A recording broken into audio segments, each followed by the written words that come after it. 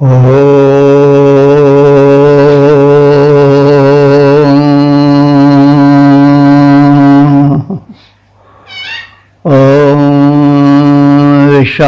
सवितर्दुरितानि परासो यद्भद्रं तन्नयासो।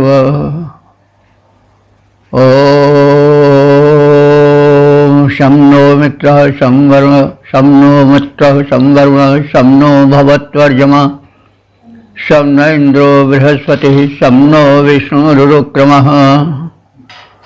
ॐ भद्रं कर्णेभिः शृणुयाम देवा भद्रं पश्येमाक्षिभिर्यजत्रा स्थिरैरङ्गैस्तुष्वांसस्तनुर्भिर्व्यसेम देवहितं यदायुः।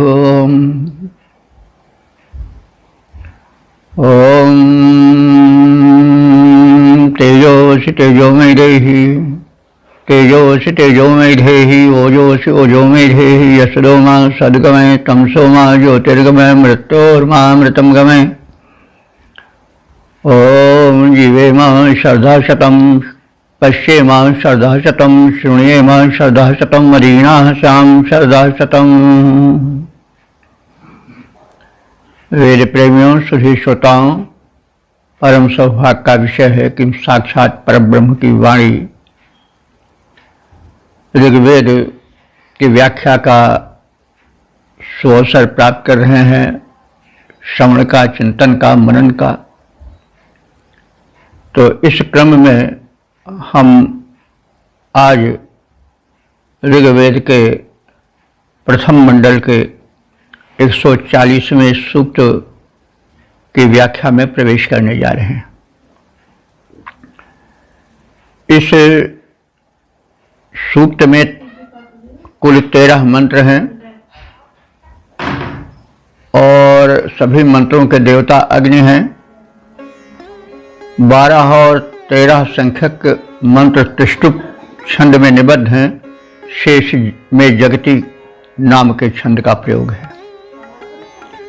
मंत्र दृष्टारिष हैं दीर्घतमा औचथ्य। तो दीर्घतमा तो ऋषि का मूल नाम है और औचथ्य यह पितृबोधक नाम है। और उचित के पुत्र या उनके गोत्र के थे दीर्घतमा, इसलिए उनको औचथ्य कहा गया है। आज भी भारत में तमाम प्रांतों में पुत्र के साथ पिता का नाम जोड़ा चलता है। जैसे गुजरात में बहुत है। और गांधी जी का नाम था मोहनचंद, लेकिन उनके पिता करमचंद का भी नाम जोड़ा जाता था, मोहनदास करमचंद गांधी।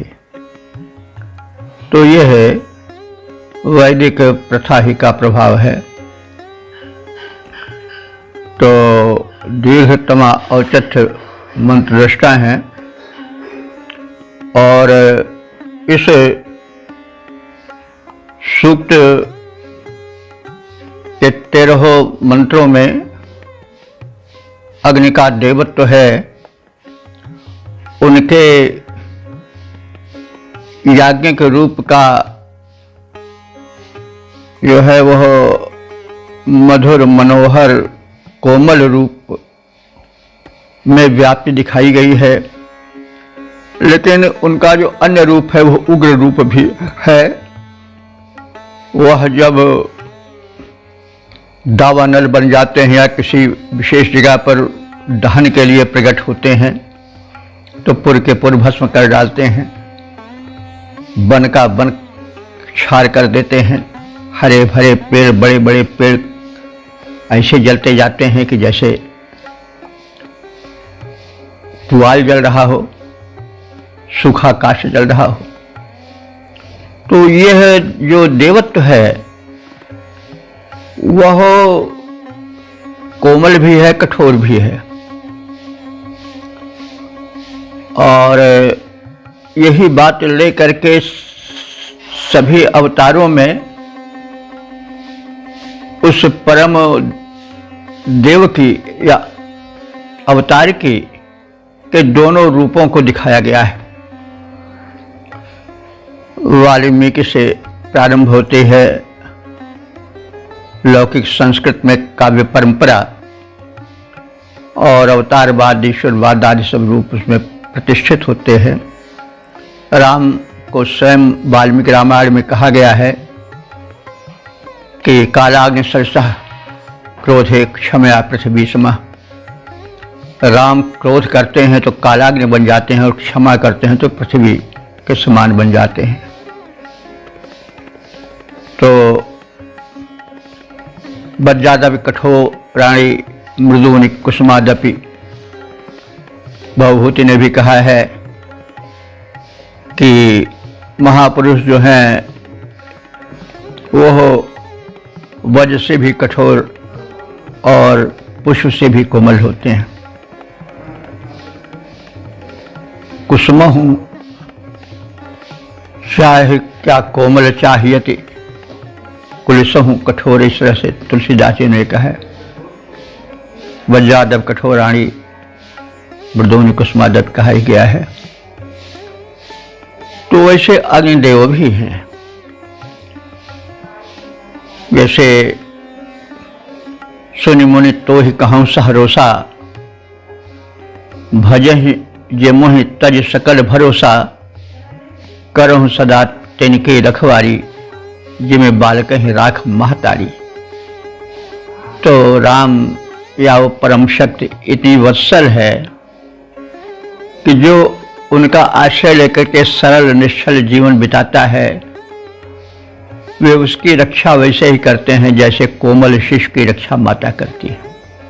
तो सुन मुनि तो ही कहूँ सहरोसा, भजहि मोहि तज सकल भरोसा, करहु सदा तिनकी रखवारी, जिम बालक ही राख महतारी। लेकिन काल रूप तिनकर मैं ताता, शुभ अशुभ शुभ और शुभ कर्म फलदाता। मैं शुभ और अशुभ दोनों कर्मों के फल को देने वाला हूँ। जब मैं शुभ कर्म फल देता हूँ तो जननीवत उस उपासक की रक्षा करता हूँ, लेकिन जो प्राकृतिक नियमों के विरुद्ध कुमार्गामी होते हैं उनके लिए मैं काल बन जाता हूँ। काल बड़ा निर्दय होता है, हैं? तो मौत न जानत राणी को बालक, और काग न जानत काको दही है। काल जब आता है तो नहीं सोचता है कि तो बालक किसी विधवा का के बुढ़ापे की लकड़ी है, नहीं, तो बड़ा कठोर भी हो जाता है। तो ये बात अग्नि में भी आप देखेंगे। जो देवत्व है वेदों का बड़ा सटीक और बड़ा मनोवैज्ञानिक और विवाद से रहित है। वो सार्वदेशिक है, सार्वभौमिक है, किसी एक धर्म संप्रदाय से नहीं जुड़ा है। अग्नि सबके हैं, सबको प्रकाश देते हैं।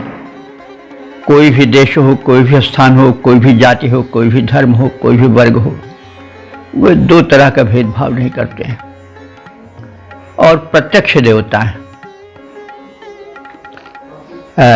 इसलिए अग्नि की महत्ता में कोई संदेह ही नहीं है। उनका देवत्व अगर स्थापित हो जाए तो तमाम एक ही धर्म में, शैवों में, वैष्णवों में विरोध चलता था और हीनयान महायान में विरोध चला था। क्रिश्चियनिटी में भी विरोध चले थे।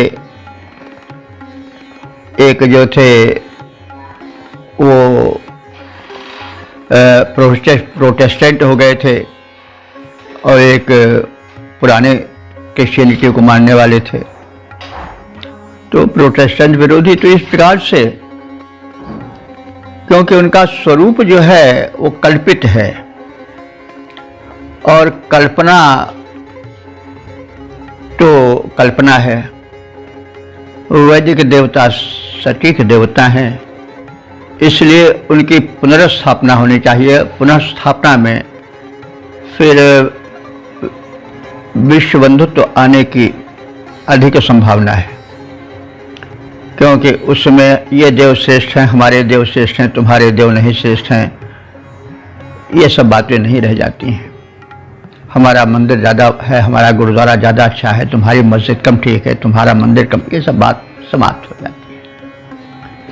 तो इसलिए वैदिक देवताओं की उपासना का पुनः स्थापन आवश्यक है। इससे विश्व शांति आवेगी, मतय की आवेगा। जो संहार हो रहा है, जो रक्तपात हो रहा है, उत्पीड़न हो रहा है धर्म के नाम पर, कुरान पुराण आदि के नाम पर, वो समाप्त हो जाएगा। यह है अति परिचयाद अवज्ञा। जब कोई बड़ी निकट आ जाती है तो उसकी अवज्ञा माने अपमान शुरू हो जाता है। अग्नि हमारे बड़े निकट हैं, इसलिए हम ध्यान नहीं देते हैं, वो महत्ता नहीं अनुभव करते हैं, लेकिन वे कितने महान हैं।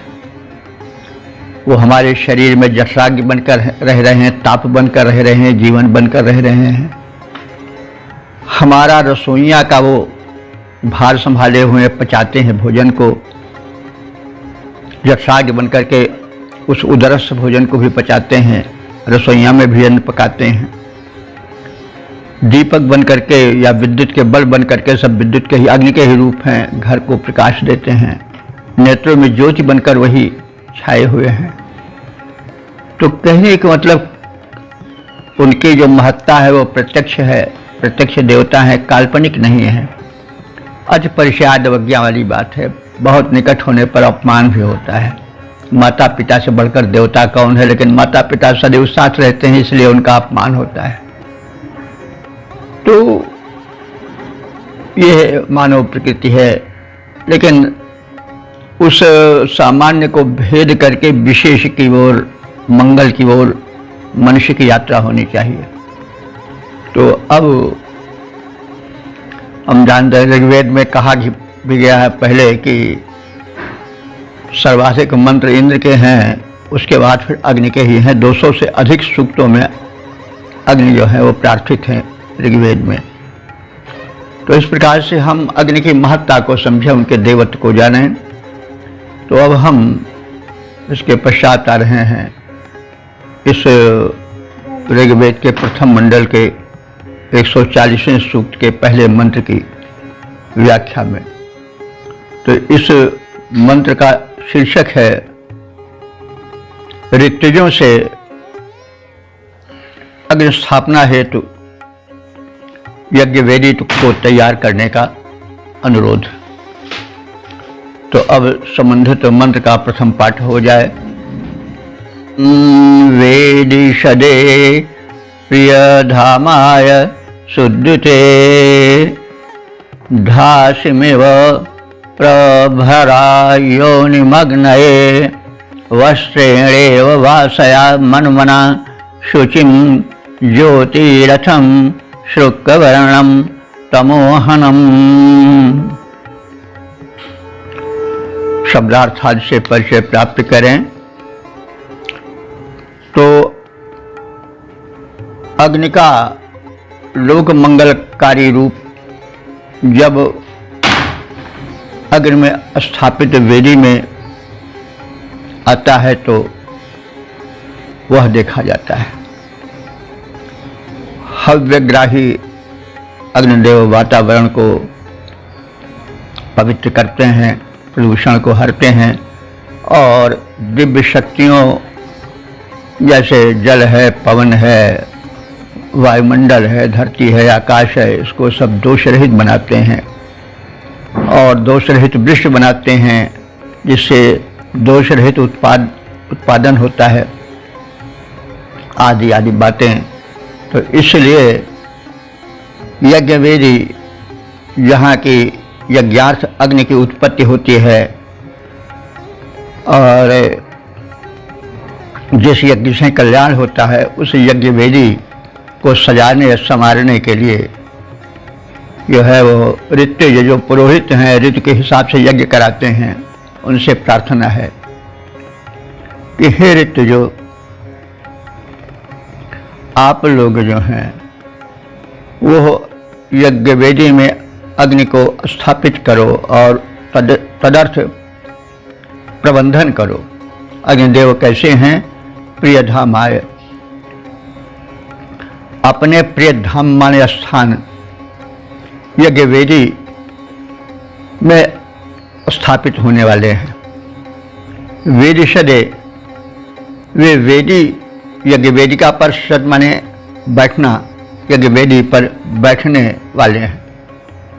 सुद्युते अग्नय, वे अग्निदेव जो हैं प्रकाशमान ज्योतिर्मान हैं। और इसलिए आप धासिमयु योनिम प्रभर, धासी कहते हैं हव्यान्न को, यो माने तरह। जैसे आप लोगों ने इत्यो अन्न देव के स्वागत में भक्षणार्थ हव्य द्रव्य को मनोयोग पूर्वक तैयार किया है, उसी धासिमयु, उसी अन्न के समान यानी उसी तत्परता से योनिम प्रभर, योनिम प्रभर, योनि कहते हैं उत्पत्ति स्थान को। तो यज्ञ वेदी उत्पत्ति स्थान है, अग्नि का स्त्रीभू योनि है। तो उस यज्ञ वेदी को भी तुम उसी तत्परता से तैयार करो जिस तत्परता से तुमने अग्निदेव के भक्षण के लिए हव्यान्न, हव्य सामग्री को तैयार किया है। शुचिम ज्योति रथम, वे अग्निदेव पवित्र हैं और ज्योति के रथ पर आरूढ़ होकर आने वाले हैं। शुक्र वर्णम, वे अंधकार के विदारक हैं और शुक्र वर्ण हैं, माने स्वच्छ आभा वाले हैं। शुक्र वर्णम तमोहनम तमोघ्नम, वे शुक्र आभा वाले हैं, प्रकाशित दीप्ति वाले हैं, और तमोघ्नम माने तम का विनाश कर देने वाले हैं। तो ऐसे अग्नि को मन मना माने बड़े मनोयोग पूर्वक तुम वस्त्रेण वासे, तो उस अग्नि के लिए बड़े मनोयोग पूर्वक, बड़े मनोहर रूप से, आकर्षक रूप से तुम यज्ञ वेदी को कुश से वैसे ही ढक दो जैसे कि सुंदर वस्त्र से किसी व्यक्ति को आच्छादित कर दिया जाता है। तो हे ऋतजो, हे यज्ञ शुभ कर्म करने वाले, तुम पुरोधाओ, प्रिय स्थान वाले, वेदी पर बैठने वाले प्रकाशमान अग्नि के लिए हव्याग्नि, जैसे हव्यान्न तैयार किया था उसी तरह से यज्ञ वेदी को भी तत्परता पूर्वक, मनोयोग पूर्वक तैयार करो, सजाओ और विशेष रूप से उसे तैयार करो। ज्योतिरथ सदृश दीप्तिमान तेजस्वी तमो विनाशक अग्नि को प्रज्वलित करने वाले स्थान को, यज्ञ वेदिका को तुम वैसे ही सजा दो कुश से जैसे कि किसी सुंदर शरीर को वस्त्र से आभूषित कर दिया जाता है, वस्त्र से आवृत कर दिया जाता है, ढक दिया जाता है। वैसे तुम इस यज्ञ वेदी को कुशा से ढक दो। कुशा का बड़ा पवित्र स्थान, बड़ा उच्च स्थान है यज्ञ में। कु सम्यते अनैनित कुशा, यह कु माने कुत्सित को, विकृत विकारों को शमन कर देता है। कुश का बड़ा महत्व यज्ञ में है, उसका वैज्ञानिक और आयुर्वेदिक महत्व भी है। कुश की पैटी पहनी जाती है और कुश से ब्लड प्रेशर वगैरह नियंत्रित होता है। ये है बहुत प्रसिद्ध चीज़ है, बहुत। और खैर ये तो प्रसंग है, कभी हम बतावेंगे। ये कुश और मूंज ये बड़ी उपयोगी वस्तुएं हैं। पहले मूंज से जब वो चारपाई बनाई जाती थी, बीनी जाती थी मूंज के बने हुए से, तो उस पर लेटने से ब्लड प्रेशर खत्म हो जाता था। अब वो तो प्रथा चली गई, अब तो नए नए बेड आ गए हैं। खैर छोड़िए। तो इस तरह से यज्ञ वेदी के तैयार करने के लिए तत्परता और मनोयोग से और कुशा से आपूर्ति कर देने के लिए जो नेता होता है यज्ञ का, जो यज्ञ कराने वाला होता है ऋतुज पुरोहित, उससे अनुरोध किया गया है, जिसको हमने अभी मंत्र में जाना। तो इसका छंदोबद्ध रूप इस प्रकार से है। हे ऋतुजो यज्ञ वेदी पर अग्नि हेतु आगार करो। आगार भवन, तो यज्ञ वेदी ही तो अग्नि देवता का भवन है, उसी में तो प्रज्वलित होते हैं, उसी में जन्म लेते हैं। तो हे ऋतुजो यज्ञ वेदी पर अग्नि हेतु आगार करो, उस प्रदीप्त पावक के हित में वेदी को तैयार करो। ज्योतिर्मय रथ सदृश दीप्त जो है प्रज्वलित तमोहारी, उस पावक का आसन वेदी कर दो उसे मनोहारी। उस पावक का आसन वेदी है, कर दो उसे मनोहारी। रुचिर वेदिका के ऊपर अति सुंदर पावन कुशा बिछाओ, पट के सदस्य ढको कुश द्वारा, उसको अतिशय रुचिर बनाओ, उसको अतिशय रुचिर बनाओ। ओ वेद प्रेमियों, सुधे श्रोताओं, संप्रति हम सब ऋग्वेद के प्रथम मंडल के 140वें सूक्त के दूसरे मंत्र की व्याख्या में प्रवेश करने जा रहे हैं। यह मंत्र जगती नामक छंद में निबद्ध है। मंत्र दृष्टा ऋषि हैं, दीर्घतमा औचत्य और देवता हैं अग्नि। संबंधित मंत्र का शीर्षक है अग्निदेव को हव्यान प्रदान करने के सुपरिणाम। अब संबंधित मंत्र का सर्वप्रथम पाठ हो जाए। ओम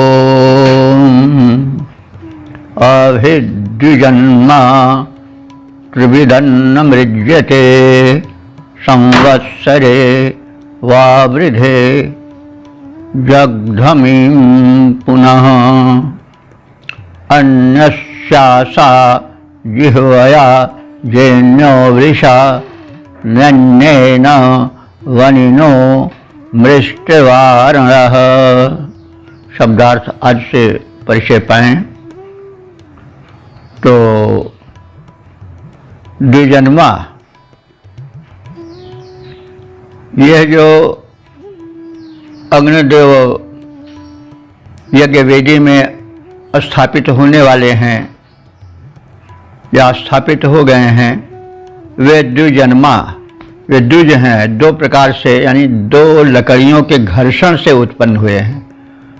यह सर्वविदित है कि यज्ञ में जो अग्नि होती है, वह जो अग्नि होता है वो कहीं से लाया नहीं जाता है, वरन अरण्य नाम के दो काष्ठ होते हैं।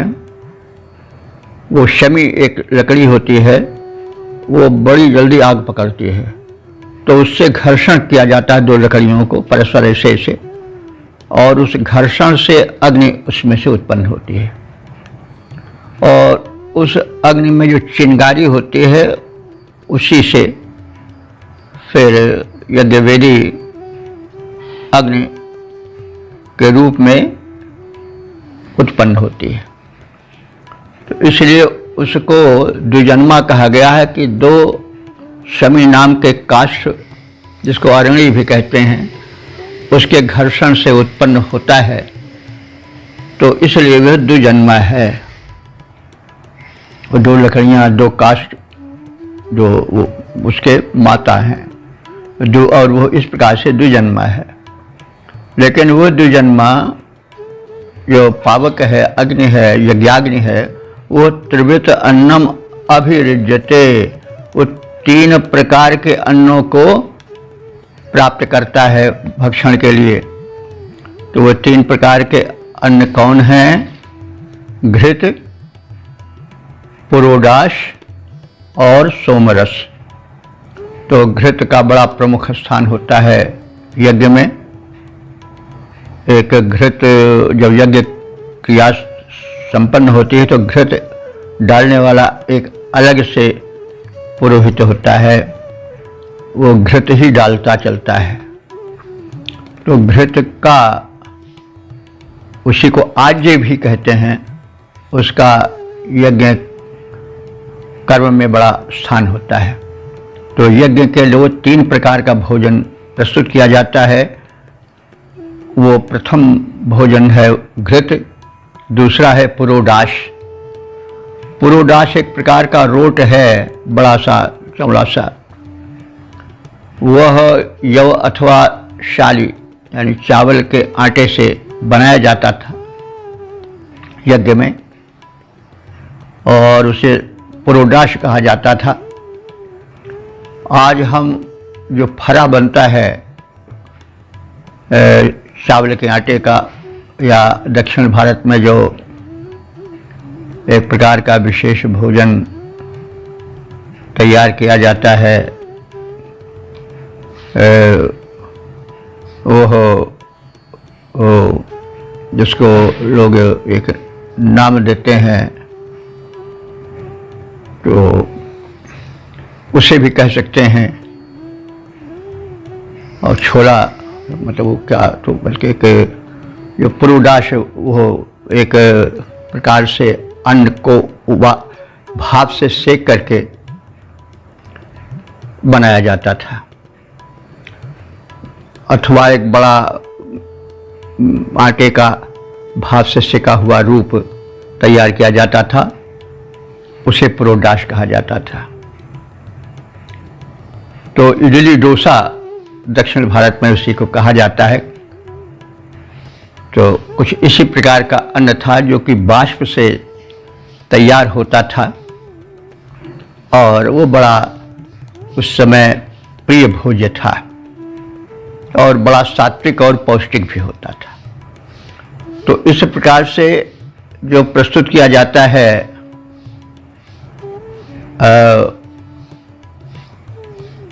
अग्निदेव के भक्षण रूप में, भोजन रूप में, वो घृत होता है और पुरोडाश होता है और सोम रस होता है। सोम के विषय में हम लोग परिचित हैं। तो यह जो द्विजन्मा अग्नि है, यह 3 प्रकार के अन्नों को, भोज्य पदार्थ को प्राप्त करता है, और जगधम संवत्सरे पुनः वावृधे, और जो अन्न वो जगधम माने खाता है, तो वह अन्न एक संवत्सर में यानी एक वर्ष के अंतर्गत ही कई गुना होकर के खिलाने वाले यजमान को प्राप्त हो जाता है। यानी यह न समझना चाहिए कि हम अपना अन्न आग में डाल दे रहे हैं किस काम का। शायद देवों में और असुरों में मतवैभिन्न इसलिए भी था कि देवता यज्ञ करते थे, वे उसके सूक्ष्म वैज्ञानिक महत्व को समझते थे, किंतु उनके जो विरोधी थे भाई बिरादरी वाले असुर, वे समझते थे ये तो मूर्खता है, अपने अन्न को आग में झोंक दो, ये तो ठीक नहीं है। तो यह इसमें उस हव्यान्न को, घी को, पुष्ट सोमरस को, उस चावल से बने हुए पुरोडाश को, आटे से बने हुए पुरोडाश को अग्नि में डालने से अनंत लाभ होते थे, उसको कहा जा रहा है। तो वह जब पुरोडाश या हव्य द्रव्य जो 3 प्रकार से मुख्य रूप से प्रस्तुत हो रहा था, उसको डाले जाने से जो धूम उत्पन्न होता था वो दिव्य होता था, और वह मेघमंडल में मिल करके जल बरसाता था। तो यज्ञाद भोज पर्जन्य, यज्ञ से ही पर्जन्य होता है, मेघ बनते हैं, और पर्जन्याद अन्न संभव, मेघों से जब वृष्टि होती है तो अन्न होता है। अन्नाद भवन्ति भूतानि, और अन्न से ही सारे प्राणी जीवित रहते हैं। तो इस प्रकार से सब जो है देव और सारी शक्तियां यज्ञ प्रतिष्ठितम, यज्ञ में है। तो इस प्रकार से जब ये समर्पण हव्य द्रव्य रूप में 3 प्रकार से अग्नि देवता को किया जाता है, तो वह वृथा अग्नि में डालने ऐसा नहीं है, वरन 1 संवत्सर में 1 वर्ष के अंदर में ही दिव्य उपज बन करके वह यजमान को, उपासक को प्राप्त हो जाता है। यानी उससे पर्याप्त अन्न की उपज बढ़ती है, और जो अन्न की उपज होती सात्विक होती है, और धन धान्य से उस यजमान का, उस कृषक का भवन भर जाता है। तो इस प्रकार से वृषा माने बलवान अथवा समृद्धि की वर्षा करने वाला यह अग्निदेव आशा मुख द्वारा जिह्वया, अपने जिह्वा यानी लपट रूपी जिह्वा द्वारा जेन्यः अधिक वृद्धि प्राप्त करता है। यानी घृत, पुरोडाश, सोमरस आदि भक्षण करके यह शिष्य रूप में यज्ञ वेदी में अल्प रूप में उत्पन्न हुआ अग्नि विकास को प्राप्त करता है, सुतृप्त हो जाता है, लपट रूपी जिह्वा से सब को ग्रहण करके विकसित होता है, पुष्ट हो जाता है, और फिर वह इतना प्रबल हो जाता है कि अनेन वारणः वनिनः निमृष्टः, कि इसके द्वारा जो वारण माने बड़े विशाल काय, वनिनः माने वन में उत्पन्न होने वाले वृक्ष हैं, वे निमृष्टः माने इसके द्वारा जला दिए जाते हैं।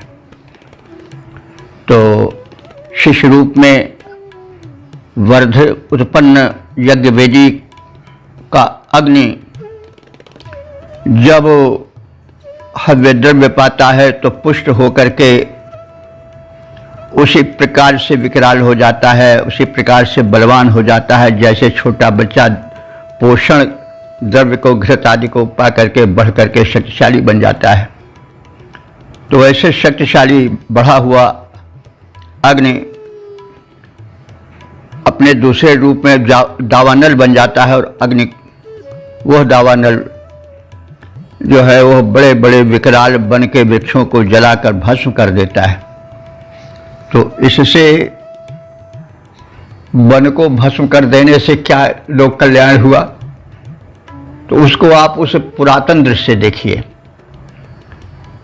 जिस समय की बात है उस समय का भूगोल यह था कि पृथ्वी वनों से ढकी हुई थी, पृथ्वी का अंश अल्प था, भूमंडल बड़े सघन वनों से भरा हुआ था जिसमें हिंसक जंतु भी रहते थे।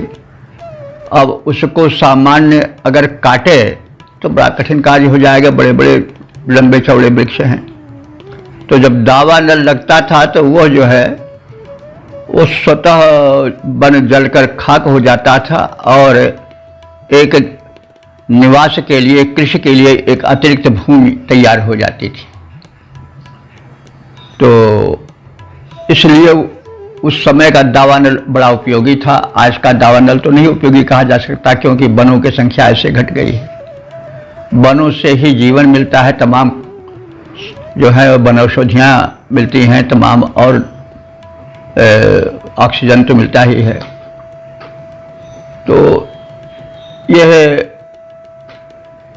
उस समय की बात है जबकि वनों का बाहुल्य था भूमंडल पर। तो उस समय दावानल जो था वो कल्याणकर था, वनाच्छादित प्रदेश को आवास योग्य, कृषि योग्य बनाने में सहायक होता था। तो वही बात कही गई है कि 2 काष्ठों के घर्षण से उत्पन्न अग्नि आज अर्थात घी, पुरोडाश चावल के आटे का बना हुआ रोट और सोम रस नाम के 3 प्रकार के अन्नों को प्राप्त कर भक्षण कर वह अग्नि बलवान बन जाता है। और अग्नि द्वारा भक्षित पदार्थ 1 वर्ष के भीतर ही फिर उन्हीं अग्निदेव की कृपा से उपज बन करके कई गुना प्राप्त हो जाते हैं यज्ञकर्ता को। इन अन्नों के भक्षण से बलवान बना हुआ अग्नि अपना वो बलि रूप दावा अग्नि में दिखाता है। तो जैसे जठराग्नि बढ़ जाती है तो व्यक्ति अधिक भोजन करता है, अधिक शरीर बढ़ता है। तो वैसे ये सब जो यज्ञ द्रव्य हैं, हव्यान्न है, वो सब उसके लिए पोषण के पदार्थ हैं और अग्नि बढ़ करके उससे बलिष्ठ बन जाता है। और जैसे बलिष्ठ मतलब शिशु जब बढ़ करके बलिष्ठ व्यक्ति बन जाता है तो बड़ा कल्याण करता है। अपने माता पिता जो उसको भक्षण भोजन करके तैयार करते हैं, बलिष्ठ बनाते हैं, वैसे अग्नि भी दावानल बन करके वन्य प्रदेशों को जला करके उपकार करता है, यानी एक कृषि क्षेत्र और आवास योग्य भूमि तैयार कर देता है। तो इस प्रकार से वृद्ध जठराग्नि वाला वह अग्नि हव्यान्न से प्राप्त अधिक बलशाली होकर दूसरे रूप में वही अग्नि जो यज्ञाग्नि में था दावाग्नि के रूप में प्रकट होता है और वन वृक्षों को भस्म कर देता है। अब इसके छंदोबद्ध रूप पर दृष्टि डालें। दो काष्ठों के घर्षण से उत्पन्न अग्नि प्रज्वलनशील भौतिक स्वरूप अपना धरता है। फिर पुरोडाश घृत सोम ये त्रिविध अन्न प्राप्त निरक्षुधा तृप्ति के हेतु प्रथम भोजन करता है। जठराग्नि प्रबल बन जाती तब यह बड़ी अग्नि बढ़ जाता है, आहार बहुत भारी करता है, बन जाता है दावाग्नि प्रबल, वन में फैला वन वृक्ष जला कर क्षार बना करके हरता है। ओम वेद प्रेमियों, सुधे श्रोताओं, संप्रति हम सब ऋग्वेद के प्रथम मंडल के 140वें सूक्त के तीसरे मंत्र की व्याख्या में प्रवेश करने जा रहे हैं। यह मंत्र जो है वो जगती नामक छंद में निबद्ध है। मंत्र दशारिष हैं, दीर्घतमा औचत्य और देवता हैं अग्नि। संबंधित मंत्र का शीर्षक है यज्ञ वेदी में अग्नि का शिशुवत जन्म। अब संबंधित मंत्र का प्रथम पाठ हो जाए। ओम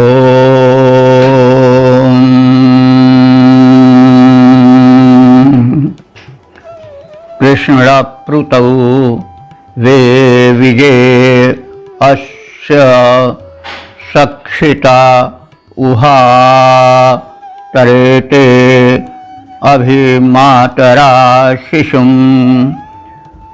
प्राचाजिह्वं ध्वसयन्तं त्रिषुच्युतमा साच्यं कुपथं साच्यं कुपयं वर्धनं पितुः। शब्दार्थ भावार्थ आदि से परिचय पाएं तो इस मंत्र में वेदी की गोद से, गर्भ से और अरणि के सहयोग से उत्पन्न अग्नि किस प्रकार से शिशुवत पालित पोषित और पुष्ट आहार पा करके बढ़ करके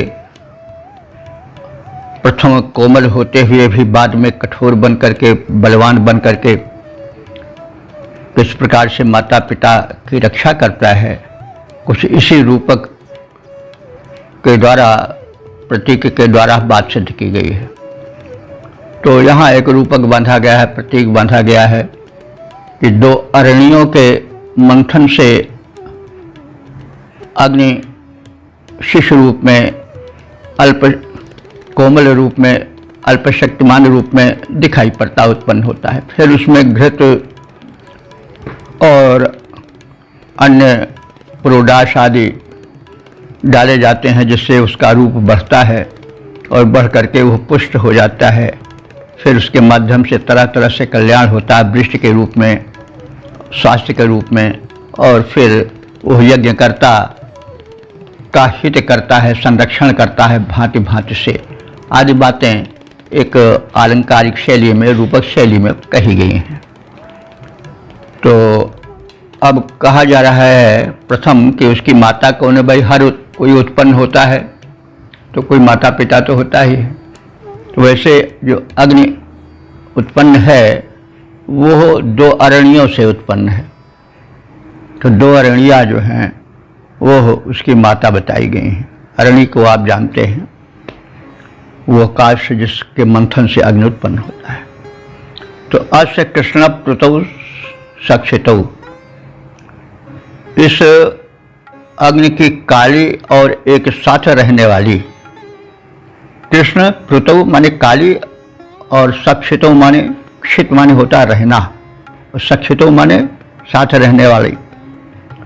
तो ये 2 लकड़ियाँ जो हैं वो कृष्ण वर्णी हो जाती हैं, और या कृष्ण वर्णी हैं और घर्षण से या अग्नि के धुआं उठने से उनका वर्ण काला हो जाता है। तो ये कृष्ण वर्णी जो 2 लकड़ियाँ हैं वो मात्र स्थानीय हैं, और सक्षितों माने एक साथ रहने वाली हैं। और उभा मातरो, ये दोनों अरणी रूपी माताएं हैं। वे विजय, ये जब वे विजय माने मंथन होता है तो वे विजय माने कंपित होती हैं। जैसे शिशु उत्पन्न पर भी एक कंपन होता है माता में कष्ट से, तो मतलब ये एक रूपक है। तो जब यज्ञ वेदी में 2 माताओं की तरह अरणियाँ इस अग्नि शिशु को उत्पन्न करती हैं, तो उन अरणियों में एक मंथन जन कंपन होता है। वही प्रसूति काल का कंपन कहा जा सकता है। प्राचा जिह्वम, वह अग्निरूपी शिशु उस यज्ञ वेदी में उत्पन्न होता है। और प्राचा जिह्वम, उसकी जो जिह्वा है वो बड़ी प्राचा माने प्रज्वलित और बड़ी ही तेजस्वी होती है।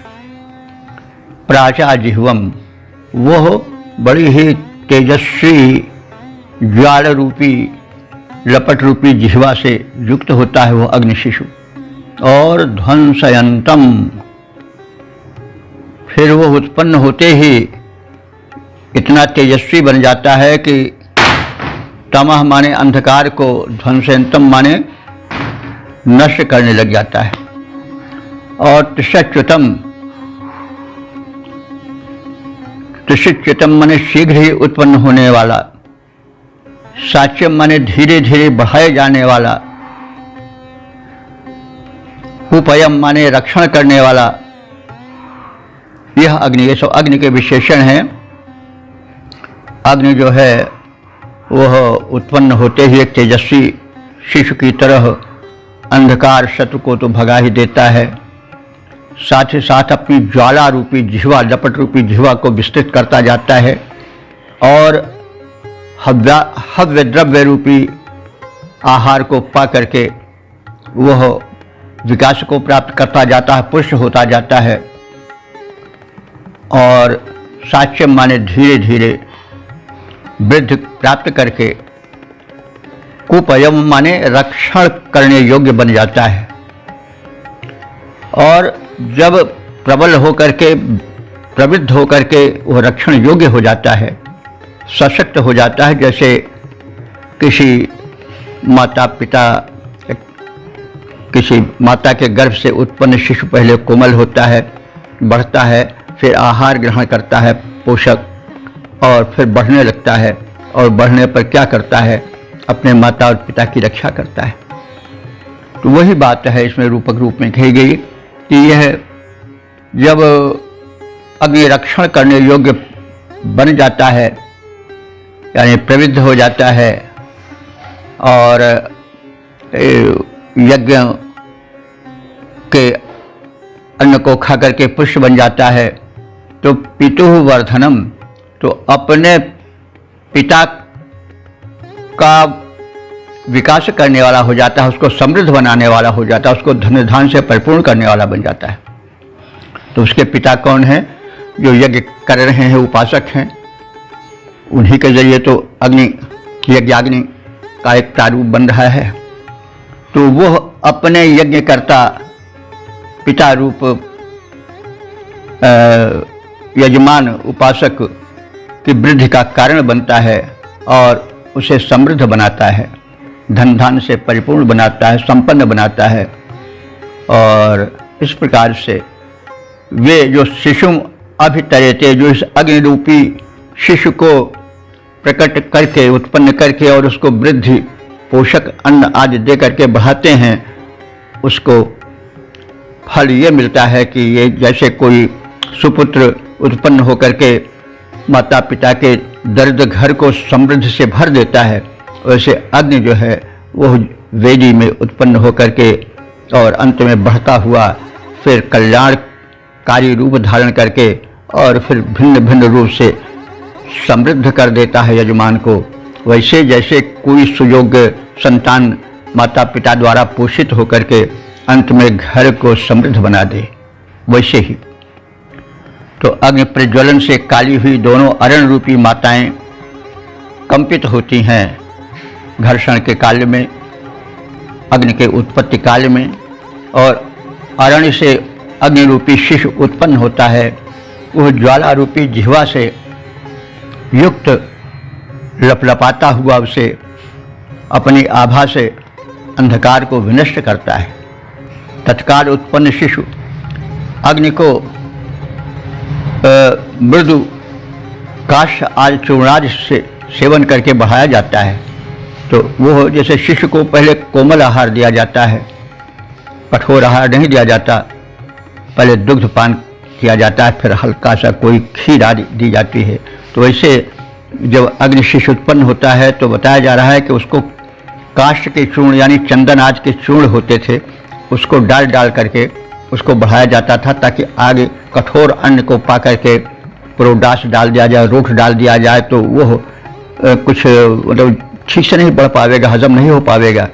तो पहले जब अग्नि जलाया जाता है, यानी अग्नि देवता प्रकट किए जाते हैं वेदी में, तो उसके पश्चात उसको उनको बढ़ने के लिए कोमल आहार काष्ठ का चूर्ण दिया जाता है, चंदन आदि का चूर्ण रहता होगा, उसको डाला जाता रहा होगा, तो उससे और वो अग्नि की ज्वालाएं बढ़ती रही होंगी और बढ़ करके प्रबल होती रहेंगी। तब उनको फिर पुष्ट आहार घृत के साथ रोट वो जो था नहीं पुरोडास दिया जाता था, तो वो काफ़ी प्रबल हो जाते थे। फिर उस यज्ञ के सुकर्म के फलस्वरूप जो इस यज्ञ के माता पिता रूप में यजमान माने गए हैं, उनको अग्नि की कृपा से धन धान से समृद्धि मिलती है, यह बात कही गई है।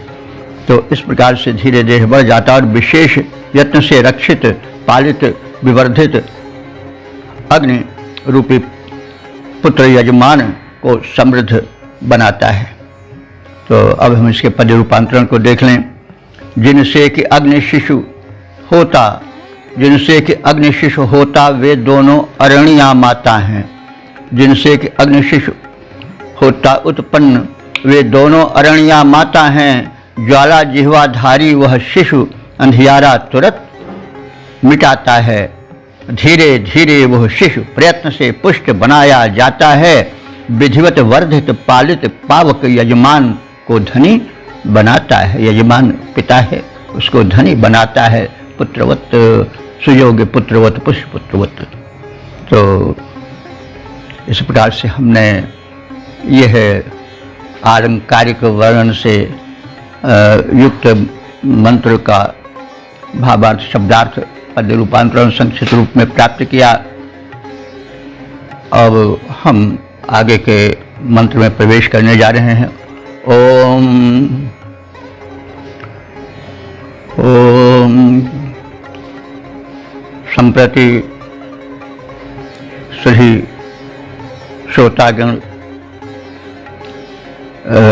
यह जाने कि हम अब ऋग्वेद के प्रथम मंडल के 140वें सूक्त के चौथे मंत्र की व्याख्या में प्रवेश करने जा रहे हैं। यह मंत्र जो है वो जगती नामक छंद में निबद्ध है। मंत्र दृष्टा हैं दीर्घतमा औचथ और देवता हैं अग्नि, तथा इस मंत्र का वर्ण विषय है अग्नि का स्वरूप और उसकी महिमा। अब संबंधित मंत्र के अर्थ को समेटे हुए उस मंत्र का पाठ हो जाए। ओम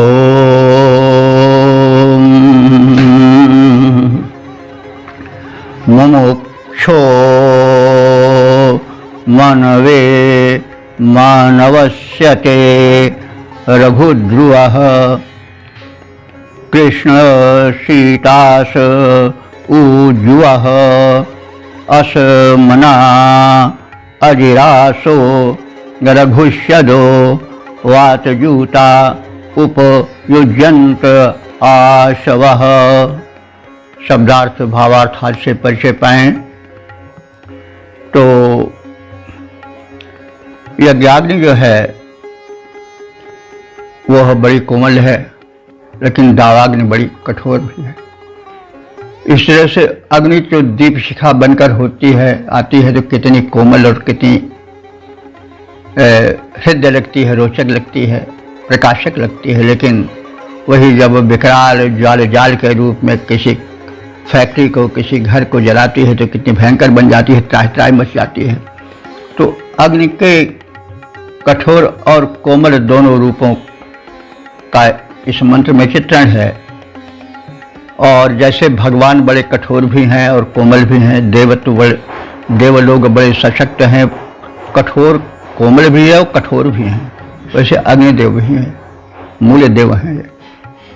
तो वे अग्निदेव जो कि दावानल बन करके भस्म कर देते हैं, जो बस्तियां उजाड़ देते हैं और भयंकर थू करते हुए अपना रूप प्रसारण करते हैं, बड़ी भयंकर जिह्वा, लपट रूपी जिह्वा को लपलपाते हुए चलते हैं, वे ही जब उपासक के घर में कृपा करके प्रविष्ट होते हैं यज्ञाग्नि के रूप में, प्रकाशक वर्तिका रूप में, तो कितने कोमल और हृदय बन जाते हैं।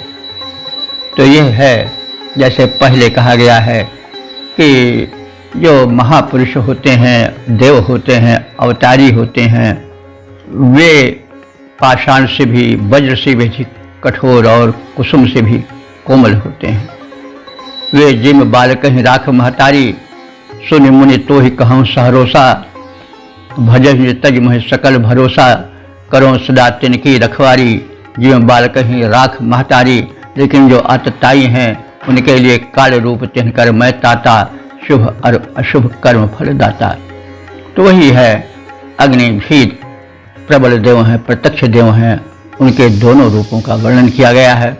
जो उनसे यज्ञाग्नि प्रज्वलित करते हैं, अपने घर में मंगल आरती बना करके सजाते हैं, उनके लिए वे मंगलमय बन जाते हैं। लेकिन जो कुकर्म करते हैं उनके लिए वे बड़े कठोर भी बन जाते हैं और भिन्न भिन्न रूपों में अपनी कठोरता और अपनी क्रूरता दिखाते हैं। जो ज्ञानी है वे इस तथ्य को समझते हैं, जो अज्ञानी है वो नहीं समझ पाते, ये तो उनका दोष है। तो अब हम व्याख्या क्षेत्र में प्रवेश कर रहे हैं, मंत्रार्थ जान रहे हैं। यज्ञाग्नि ही मनवे उपयुज्यते। यज्ञाग्नि जो है वो हव्याग्नि द्वारा, हव्य द्रव्य द्वारा, आहुति द्वारा यज्ञ करने वालों के लिए बड़े ही उपयोगी हैं, बड़े ही कृपालु हैं। और वे वैसे तो अच्छा, वे अग्नि जो हैं मोक्ष माने अग्निदेव मोक्ष प्रदान करने वाले हैं, कष्टों से मुक्त करने वाले हैं अथवा मोक्ष सुख प्रदान करने वाले हैं। और वैसे उनका स्वरूप ऐसा भी है कि वो रघुद्रवा, बड़ी जल्दी फैल जाते हैं। रघु कहते हैं तीव्र को। रघु तो हम जानते हैं राजा रघु, जो रघुकुल के थे और बड़े प्रसिद्ध थे, राम के पूर्वज थे। लेकिन वह नाम भी किसी कारण से बना है।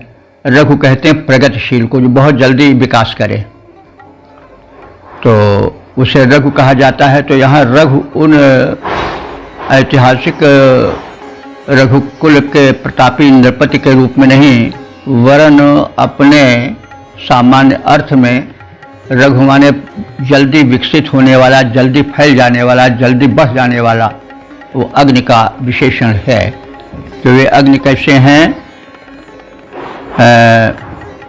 रघुद्रवः, बड़ी जल्दी शीघ्रता से प्रगति करने वाले हैं, वृद्धि प्राप्त करने वाले हैं। और कृष्ण सीता सह, वे जिस मार्ग से जाते हैं उसको कृष्ण माने काला बनाते जाते हैं। अग्नि जब भस्म करते जाते हैं तो जिस प्रदेश को, जिस भाग को भस्म करते वहाँ पर कालिक हो जाती है, कोयला सा हो जाता है, तो वो कृष्ण वर्त में है। यानी वो जब जलाते हुए आगे बढ़ते हैं तो उस स्थान को काला करते चलते हैं। तो इस प्रकार से वे कृष्ण सीता सह, वे जो हैं वो काले मार्ग से जाने वाले हैं। जुआ माने बड़े वेग से बढ़ने वाले हैं। ससमाना माने वे असमान, माने कहीं बहुत तीव्रता से भभक उठते हैं और कहीं अल्प तीव्रता लाते हुए दिखाई पड़ते हैं। तो इसलिए असमान हमारे अपने रूप को असमान करते हुए दिखाई देते हैं। यानी कहीं बड़े तीव्र, कहीं बड़े प्रचंड, कहीं और कहीं बड़े लघु। और अजिरासा, वे बड़ी शीघ्रता से फैल जाने वाले हैं। और वात जूता, वात माने पवन, जूता माने प्रेरित, वो पवन से प्रेरित होने वाले हैं। यानी जब पवन का प्रवाह तेज हो जाता है तो अग्नि का वेग भी बढ़ता जाता है। तो इसलिए वे पवन द्वारा प्रेरित, विवर्धित किए जाने वाले हैं। आशवा, और बड़े ही तीव्रगामी हैं। और जो मनवे माने मनुष्य हैं, याज्ञिक हैं, उनको वे बड़े ही उपयोजनते माने उपयोगी बन जाते हैं। भले वे कठोर हैं, लेकिन उपासकों के लिए जो उनका उपयोग करते हैं मांगलिक कार्यों में, कहीं आरती बन करके, कहीं दीपक बन करके, तो उनका मंगल भी करते हैं। अग्नि ही तो है ध्वंसक, एटम बम बन जाते हैं। एटम बम, हाइड्रोजन बम क्या है? अग्नि ही का तो एक विस्फोट रूप है। तो वो बड़े भयंकर भी हैं, संहारक भी हैं, लेकिन बड़े कोमल और बड़े उपयोगी भी हैं। वो मंगल आरती में कितने कोमल, कितने कल्याणकारी, कितने सुदर्शन बन जाते हैं। दीपक बन करके आँखों में वो प्रकाश बनकर छा जाते हैं, अंधकार को मिटा देते हैं। तो इस प्रकार से जो अग्निदेव हैं उनके दो रूप हैं। इस कोमल और कठोर दोनों रूपों के आगे मैं ऋषि विनत होता हूँ। तो अग्नि की शिखाएं यूँ तो मोक्ष प्रदाय हैं और विविध कष्टों से मोक्ष देने वाली हैं, लेकिन वे तीव्रगामी भी हैं, कृष्ण मार्गी भी हैं। माने जिस मार्ग से गुजरती हैं उसको जला करके, खाक करके काला बना देती हैं। बड़े वेग से चलने वाली हैं, भिन्न भिन्न वर्णों को धारण करने वाली हैं। कभी आग धू धू करती है तो उसमें नीली नीली एक चमक निकलती है। कभी अंधकार, वो मतलब धूम से आवृत रूप उनका रहता है, कृष्ण वर्ण रहता है। और कभी कभी वो बिल्कुल सुर्ख रूप में दिखाई पड़ते हैं। वो रक्त वर्ण भी उनका हो जाता है, कभी कृष्ण वर्ण हो जाता है, कभी रक्त वर्ण हो जाता है, कभी कुछ नीलिमा लिए होता है। और वे क्षिप्र गमनशील हैं, बड़ी तेजी से बढ़ती हैं। आग ऐसी बढ़ जाती नहीं, आग बड़ी जल्दी बढ़ती जाती है। जब पवन का प्रवेग पा जाती है तो फिर अग्नि बड़े वेग से, बड़े संहारक रूप में आगे बढ़ती हुई दिखाई देती है। वो वेग गमनशील है और कंपनशील है, यानी कांपती हुई, लहराती हुई अग्नि की लपटें चलती हैं और कंपाती हुई भी चलती हैं दूसरों को भी। सर्वत्र व्याप्त होने वाली ये अग्निशिखाएँ, उनकी ज्वालाएँ जो हैं, वो उनके जो उपासक होते हैं और मनस्वी होते हैं, कल्याणकामी होते हैं, ऐसे मनुष्य के लिए यज्ञ में उपयोगी हैं। यज्ञ के द्वारा वो लोक कल्याण करती हैं। तो जो लोक कल्याण के इच्छुक हैं, मनस्वी हैं, ऐसे अग्निदेव जो कि बड़े विकराल हैं, जिनका कि भी वर्णन किया गया है संक्षेप में, वो जो याज्ञिक हैं, जो शुभ कर्म करने वाले हैं, उनके लिए वो बड़े कोमल रूप में प्रस्तुत होती हैं। कल्याणकारी अपना स्वस्थ मंगलमय रूप को दर्शन कराती हैं। समस्त मंगलमय कार्यों में अग्नि ही आते हैं और बड़े कोमल बन करके रहते हैं। वो तो इतने हैं कि माचिस में व्याप्त हैं, जेब में रखे हुए हैं, चले जा रहे हैं, लाइटर के द्वारा तत्काल प्रकट हो गए। और फिर यदि रुष्ट हुए तो फिर कहना क्या है। तो वही बातें हैं। अग्निशिखाएं मोक्षप्रदा, तीव्र गमनशीला, कृष्ण मार्गी, वेगशीला, विभिन्न वर्णा, क्षिप्र गमनशीला, कंपनशीला हैं। सर्वत्र व्याप्त होने वाली अग्नि की ज्वालाएं मनस्वी मनुष्यों के लिए, याज्ञिकों के लिए यज्ञ में बड़ी उपयोगी सिद्ध होती हैं। इस प्रकार से भयंकर और कोमल रूपों में विद्यमान अग्निदेव की हम वंदना करते हैं, स्वागत करते हैं, अभिनंदन करते हैं, वंदन करते हैं। इसके पद रूपांतरण को देखें। अग्निशिखाएं मोक्षदायिनी तेजी से हैं आती, अग्निशिखाएं मोक्षदायिनी तेजी से हैं आती, जिस पथ से जाती हैं उसको काला तुरंत बनाती। वर्ण भिन्न है, क्षिप्र गमन है, कंपित हो लहराती, वायु प्रेरिता, क्षण भर में सर्वत्र व्याप्त हो जाती, जो कि मनस्वी अति उपयोगी उनको उनकी हितु कहती, बनकर अति अनिवार्य यज्ञ को हैं संपन्न कराती, बनकर अति अनिवार्य यज्ञ को हैं संपन्न कराती। अग्निशिखाएं मोक्षदायिनी तेजी से हैं आती, जिस पथ से जाती हैं उसको काला तुरंत बनाती। ओम।